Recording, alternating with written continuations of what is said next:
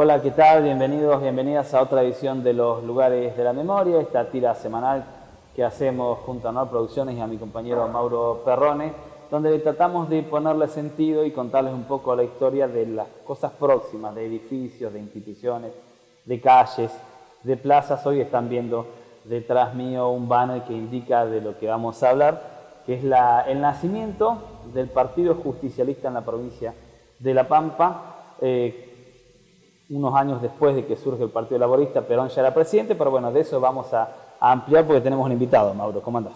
¿Qué tal? ¿Cómo va?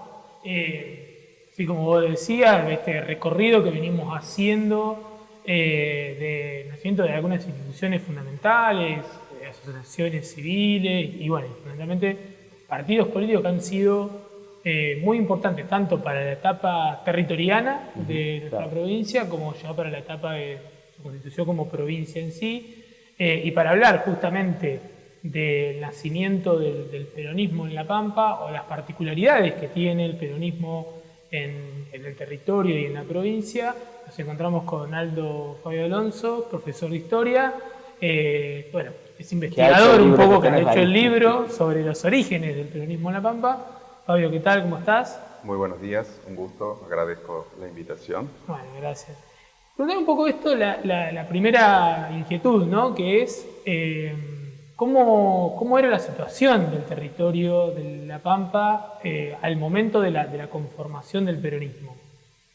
Bien, aquí por supuesto que podríamos considerar distintas dimensiones para preguntarnos en términos generales cuál es la situación de La Pampa en torno a la década de 1940. Y en términos económicos vamos a tener una situación de franca precariedad material, porque estas tierras se incorporaron en el último tercio del siglo XIX al capitalismo argentino después de las campañas militares, y esa incorporación va a ser a partir de actividades primarias, sobre todo lo que es la franja este del territorio. Nos referimos a la presencia de distintos ciclos. Primero será la ganadería, luego la agricultura, y para el momento que nosotros estamos analizando, que es esta década del 40, serán explotaciones mixtas. Va a ser una región en donde particularmente se va a sentir el impacto de la crisis de los años 30, donde explotaciones van a ser abandonadas, va a haber una importante migración, además, en términos poblacionales, al centro más dinámico, al centro industrial. En términos sociales, no podemos hablar aquí, en esta zona, de clases tradicionales fuertes, demasiado arraigadas. En todo caso, sí va a haber una clase que genéricamente podríamos denominar como dominante, terratenientes o dueños de tierras mejor, así como también una burguesía que interviene en los circuitos intermedios, almacenes de ramos generales, ¿sí? Y después vamos a tener ese amplio sector, siempre difícil de definir, que podríamos decir sectores populares, desde trabajadores rurales, esto es importante para pensar el origen del peronismo, algunos trabajadores industriales, más en la zona de General Pico, pero en general los trabajadores van a ser el núcleo que mencionaba inicialmente, vinculado a la actividad económica dominante, que es la agricultura, la ganadería, bolseros, arrieros, por supuesto en la ciudad también albañiles, que sumamos a los industriales, y sector servicios, el Estado, la educación, ¿sí? Servicios bancarios. Y finalmente, en términos políticos, vos comentaste recién en la presentación, esto es un territorio nacional. ¿Qué significa un territorio nacional? Bueno, fue el modo en que se pensó organizar estas tierras ganadas a los indígenas después de esta conquista militar del espacio a fines del siglo XIX. Va a haber una ley, la ley 1532 de 1884, que considera o organiza estas zonas que escapan a las 14 provincias tradicionales. Y esto va a ser fundamental también en el origen del peronismo, o sobre todo en lo que es la consolidación del peronismo. ¿Por qué decimos esto? Porque el 8 de agosto el mes pasado, ¿sí?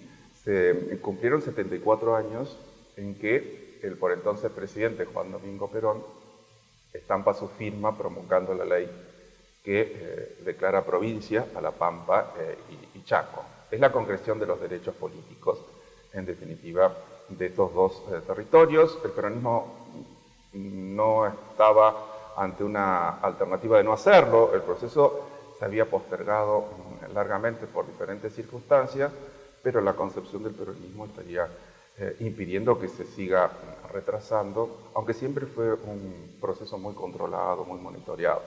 ¿Qué son los territorios o cómo se pensaron por esta ley?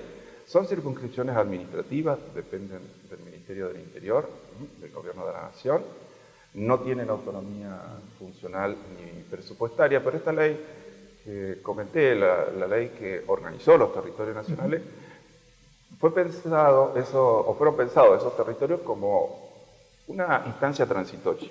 El requisito era demográfico. Cuando tuvieran 30.000 habitantes podrían contar con una Cámara Legislativa y con 60.000 habitantes pasarían a ser provincia. Este proceso se postergó y solo fue resuelto por el peronismo. Por eso digo, esa fecha, la de la provincialización, concreta largas luchas provincialistas y es fundamental en la consolidación del peronismo en La Pampa. Sí, de hecho le van a poner un nombre peronista. Exactamente, se va a denominar provincia Eva Perón. La ley de provincialización es de julio del 51 y les comentaba que ese 8 de agosto se toma como una referencia importante. La ley es del 20 de julio, ¿no? Por eso se considera también... Por eso el Día de la Pampa ahora se conmemora. Exactamente, que se acerca más a lo que es el proceso histórico que la fecha que anteriormente se había considerado. La ley es importante porque le da ese anclaje legal para, en definitiva, convertir este ámbito, junto con Chaco, insisto, en provincia. Se van a organizar las digamos, no las legislativas, sino la elección de convencionales constituyentes. Claro. Esa es una fecha... Porque debe constituir una constitución de la provincia recientemente creada, digamos, ¿no? Es importante, pero también pensar cómo el proceso es bastante gradual, previsto por el peronismo. El peronismo, entre otras cosas, se caracteriza, obviamente, por ampliar derechos, como los derechos políticos, pero también, diríamos, tiene un papel, si se quiere, hasta contradictorio, complejo, en la historia política de la Argentina. Y lo digo en esta dirección, del modo en que se pensó esa convención constituyente, porque vamos a tener una reforma legal, es justo en el mismo momento en que se discute en el Congreso la provincialización o las provincializaciones, que es una reforma legal que vuelve a un viejo sistema, que es el que se conoce como sistema uninominal. Se va a establecer fundamentalmente para diputados nacionales y también se estableció para el caso de los convencionales. ¿Sí?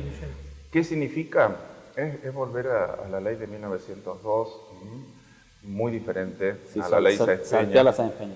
En el segundo bloque me contás, bueno, porque el peronismo no está por ahí muy referenciado con este proceso de provincialización. La historia medio que lo ha ocultado, ha referenciado a otros, aunque también tuvo, a partir de su origen, vamos a hablar de qué 17 de octubre tuvo La Pampa, si es que lo tuvo, a partir del segundo bloque.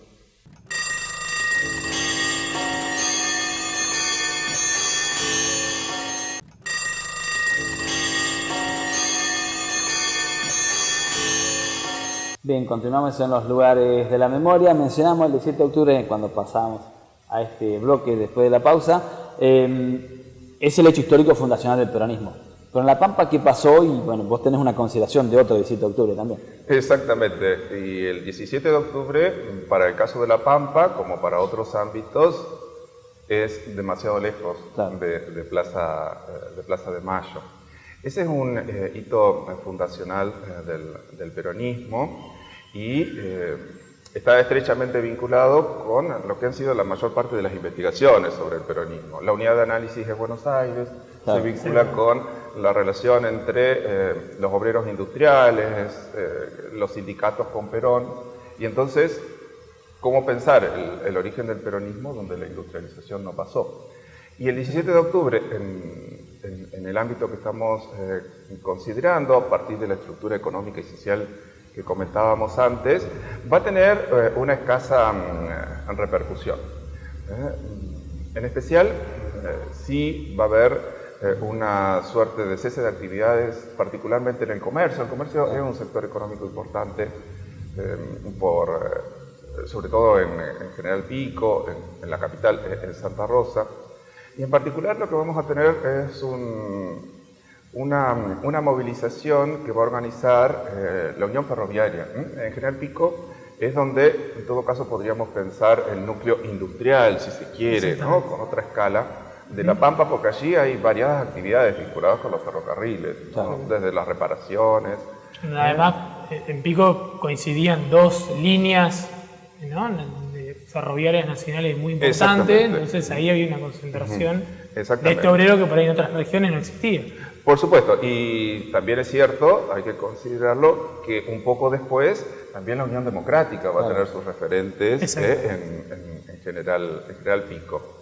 Pero un poco que ese 17 de octubre es como que pasó medio desapercibido, con centralidad en Pico, no en la capital, y medio desapercibido. Y es lo que por ahí hemos podido indagar, sí, es más marcado en General Pico. Lo que sí va a haber es el despliegue y la adhesión a la huelga general del día 18, que de algún modo es una repercusión de este 17 de octubre, pero dadas las características también políticas del territorio, la policía impidió en esa ocasión a los gremios, a la fraternidad, por ejemplo, hacer movilizaciones o concentraciones. Solo podemos ver, sí, algún recorrido, pero sin discurso. Sí se autoriza, noten ustedes también el control, ¿no? El control policial, una marcha para el domingo siguiente, ¿no? Un poco desfasado de la contemporaneidad, de lo que se intentaba reflejar en esas marchas. Y como vos comentabas, vos tenés otra idea, sí, por ahí sugerir, digo, en el contexto de lo que significó ese 17 de octubre, Plaza de Mayo, manifestaciones, petitorios, discursos, dada la situación política del territorio, cuando ya han dado el peronismo los primeros 5 años, hay una organización que parte desde la gobernación, pero también desde los grupos sindicales, distintas representaciones de La Pampa, en donde se dirigen a Plaza de Mayo. Es el 18 de octubre, perdón, es el 18 de junio de 1951. Es una audiencia obviamente organizada, Perón los recibió a las 10 de la mañana, pero en términos de despliegue estamos hablando de 2.000, 2.500 personas. Es significativo. Allí piden a Perón que acepte la reelección en esa elección del 51, ¿sí? Y a su vez que habilite la provincialización de La Pampa.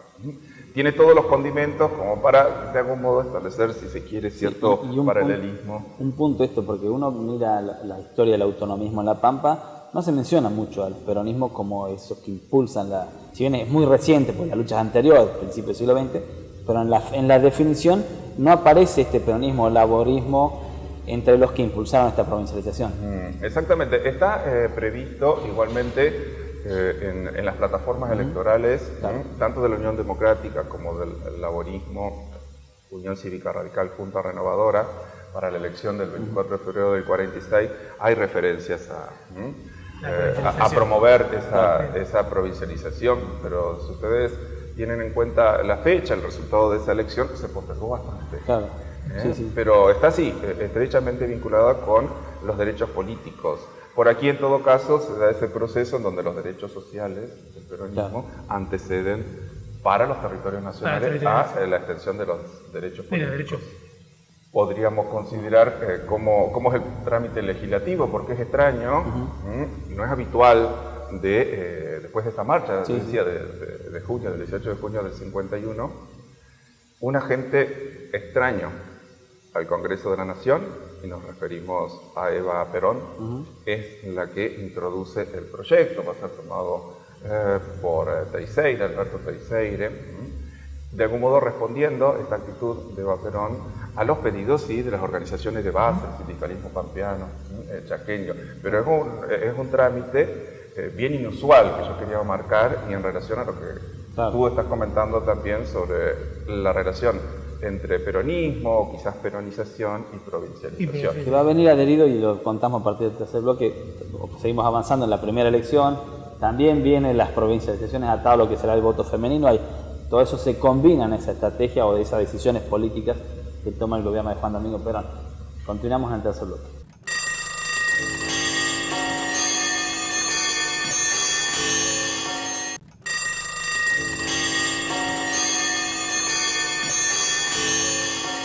Bueno, estamos en el ya tercer y último bloque de este programa dedicado a los orígenes del peronismo en la provincia de La Pampa.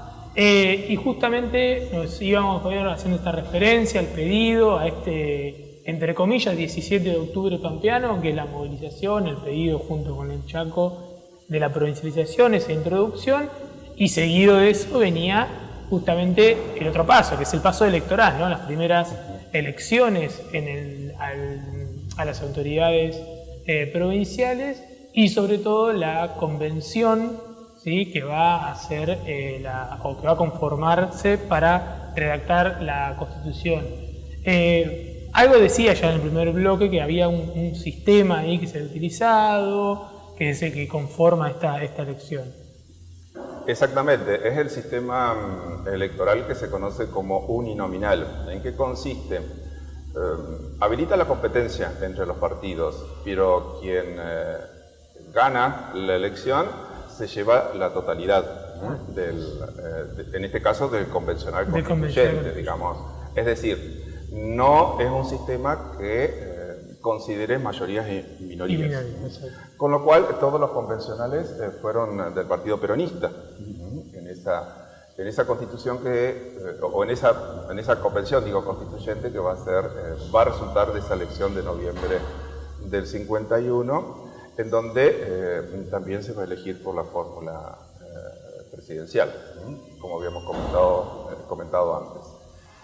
La convención constituyente va a tener entonces, por ahí es interesante considerar quiénes son los representantes, no para ir a los nombres, pero el peronismo, cómo logra de algún modo resolver la conflictividad interna, que la hay y bastante marcada. ¿Y cuál es la novedad de esa convención constituyente? Representa una suerte de equilibrio entre los sectores que integran lo que podríamos denominar el movimiento. Son 5 representantes, podríamos identificar, de la CGT, de los sindicatos, 6 del Partido Peronista, y la gran novedad es que hay 4 mujeres. Es un hecho inédito en la historia argentina, y esto tiene que ver con la impronta que tenía en el territorio Eva Perón, y que después se va a reflejar, porque Perón no quiso hacer esto de definir en el momento en que, o mejor dicho, cuando se promulgó la provincialización, definir el nombre. Lo dejó a las convenciones constituyentes, y por eso tenemos que esa convención constituyente de enero del 52 va a cambiar el nombre, una situación bien discutida del tradicional La Pampa, a Provincia Eva Perón. La Pampa nacerá entonces con ese nombre, ¿sí? Sí, que va a durar poco hasta el golpe de Estado, ¿no? Sí, porque de hecho el peronismo lo que va a implicar, como vos decías, Mauro, después hay que convocar a elecciones, ¿no? Para las autoridades provinciales, la Cámara de Diputados, que se receptó un sistema unicameral, que todavía persiste, a diferencia por ahí de algunas otras provincias como Buenos Aires, pero bueno, tienen otra demografía, porque la elección recién va a ser el año siguiente, el 12 de abril del 53. Por ya eso, con el voto femenino. Por eso lo señalaba, que es muy importante en todo el armado del peronismo. exactamente.